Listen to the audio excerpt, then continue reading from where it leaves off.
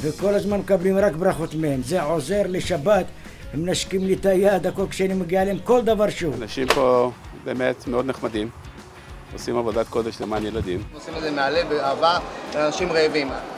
וכל הכבוד להם, וישר כוח. אנחנו אוהבים את לקט ישראל בגלל שאנחנו עוזרים לנזקקים. לקט ישראל עושה הרבה דברים טובים. באמת, מכל הלב, המשאית מגיעה אלינו עם הנהגים המסורים. אני באמת רוצה להודות להם. מדובר על התנדבות מאוד מאוד פשוטה שכל אחד יכול לעשות, והתרומה היא עצומה.